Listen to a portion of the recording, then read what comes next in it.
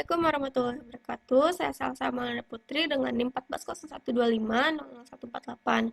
Di sini saya akan menjelaskan mengenai penerapan atau penggunaan algoritma dengan dosen pengampu Sigit Auliana, Eskom, Mkom. Konsep dasar algoritma. Dalam pemrograman, konsep kerja dan logika dari pemrograman itu harus dipahami terlebih dahulu, karena logika dari pemrograman itu tidak lepas dari konsep kerja dari suatu komputer. Terdapat 3 logika dasar dari pemrograman, yaitu input, proses, atau output, yang berarti ada data yang masuk sehingga harus diproses oleh komputer untuk menghasilkan sebuah keluaran atau output. Algoritma merupakan fondasi awal yang harus dipahami atau dipelajari oleh seorang programmer. Algoritma juga disebut dengan suatu kerja atau langkah-langkah perhitungan atau untuk menyelesaikan suatu masalah secara berurutan. Dalam membuat sebuah program, perlu memperhatikan 3 tahapan pokok, yaitu 1. Memahami permasalahan apa yang akan dibuatkan solusi dalam bentuk program dan menentukan tujuan apa program itu dibuat. Pada tahap ini, jenis, bentuk, dan karakteristik dari input ataupun output yang diharapkan harus dapat diidentifikasi.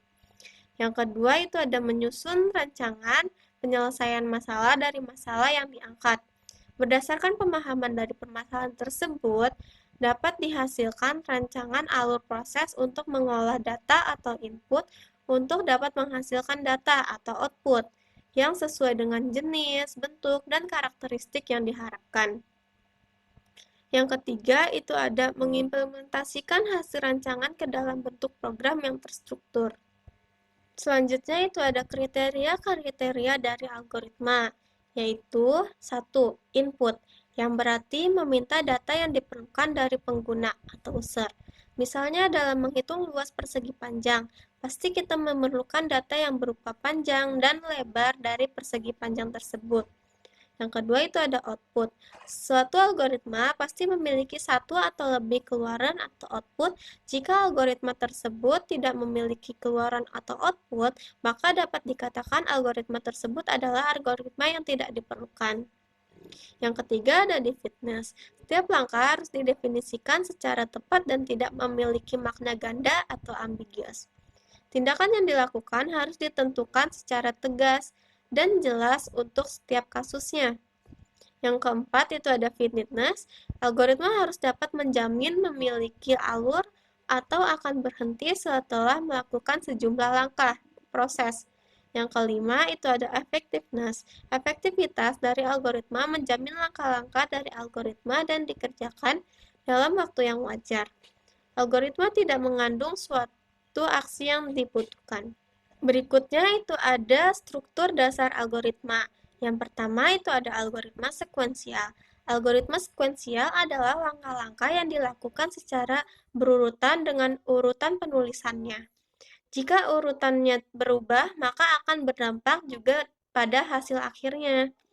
Yang kedua itu ada algoritma percabangan atau branching. Algoritma ini digunakan untuk menghadapi masalah pilihan. Suatu proses akan berjalan atau tidaknya bergantung pada kondisi tertentu. Yang ketiga itu ada algoritma perulangan atau looping.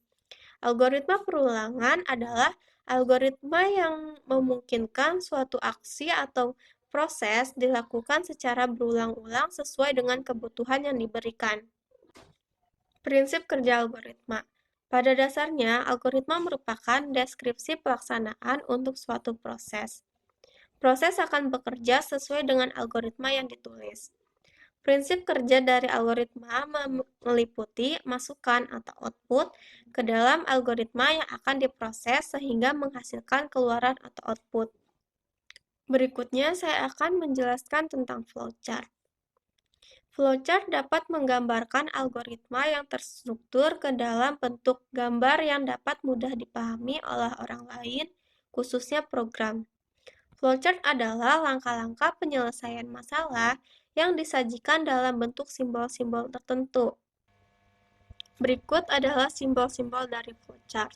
Yang pertama itu ada terminal, yang berfungsi untuk memulai dan mengakhiri suatu flowchart.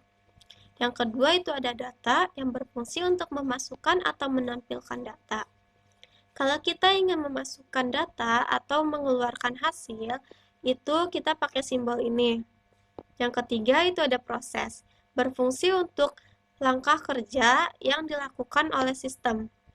Ini bagian di mana sistem mengolah data, misalnya menghitung, menyimpan, atau mengubah data.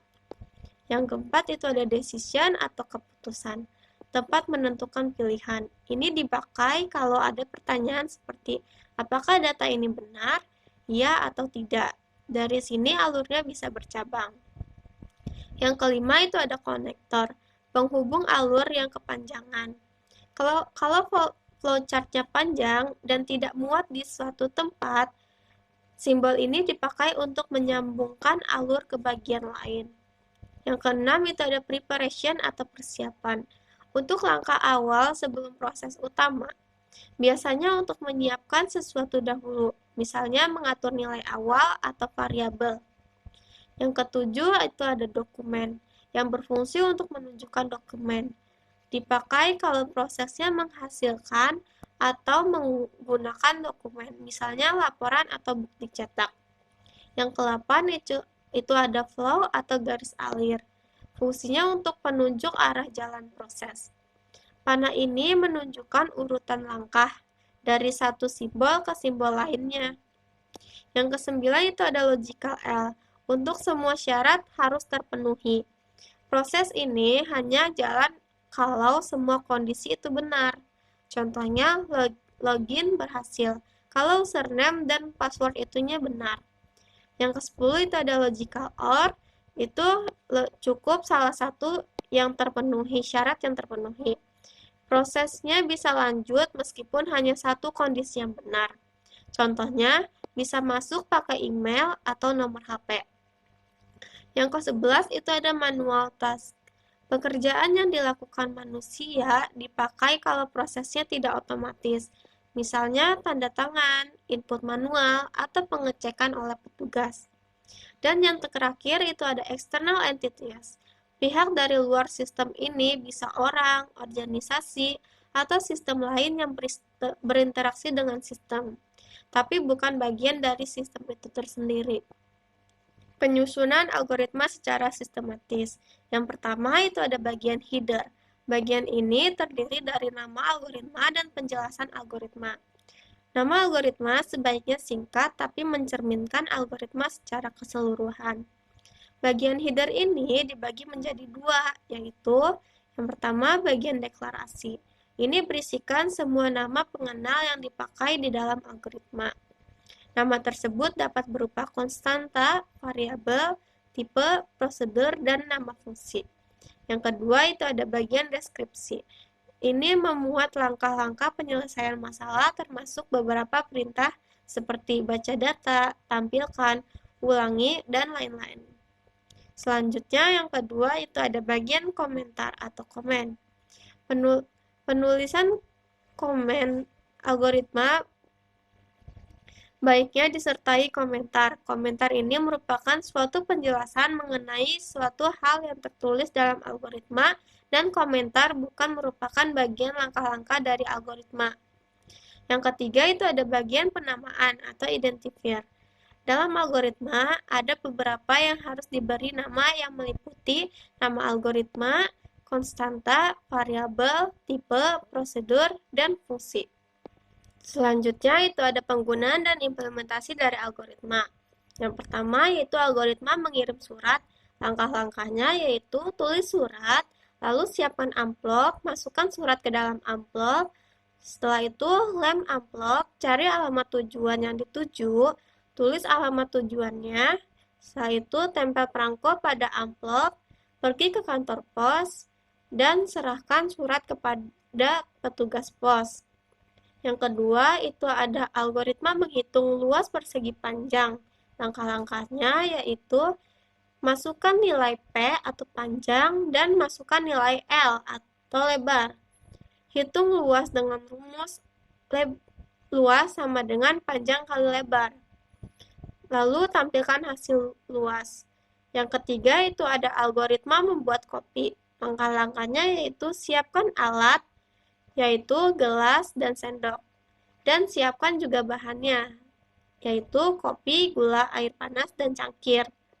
Masukkan 2 sendok kopi ke dalam gelas, tambahkan gula sesuai selera, lalu tuangkan air panas ke dalam gelas berisi kopi, aduk kopi hingga rata, kopi siap disidangkan. Yang keempat itu ada flowchart. Flowchart pencarian nomor kontak, yaitu kita mulai dengan simbol terminal. Lalu untuk simbol data inputnya kita masukkan pilih menu SMS dan pilih nomor telepon. Untuk ketik pesannya kita memakai simbol proses. Lalu memakai simbol data output untuk tekan tombol kirim. Dan selesai memakai simbol terminal kembali. Yang kelima itu ada flowchart proses perhitungan keuntungan dan kerugian. Kita mulai dengan simbol terminal. Simbol data input untuk memasukkan data pemasukan dan pengeluaran. Untuk apakah pendapatan lebih dari pengeluaran, maka memakai simbol decision. Jika iya, maka prosesnya yaitu keuntungan sama dengan pendapatan dikurang pengeluaran, lalu kita output print keuntungan. Jika tidak, maka prosesnya yaitu kerugian sama dengan pengeluaran dikurang pendapatan, lalu kita output print kerugian. Setelah itu, kita tutup dengan terminal selesai. Dan yang terakhir itu ada flowchart menentukan nilai suhu. Kita mulai dengan simbol terminal, lalu masukkan data input nilai suhu dalam Celsius. Lalu hitung konversi suhu dari Celsius ke Fahrenheit dengan rumus Celsius dikali 1,8 ditambah 32. Lalu masukkan output mencetak suhu dalam Fahrenheit. Dan selesai memakai simbol terminal kembali. Sekian dari saya, kurang lebihnya mohon maaf. Wassalamualaikum warahmatullahi wabarakatuh.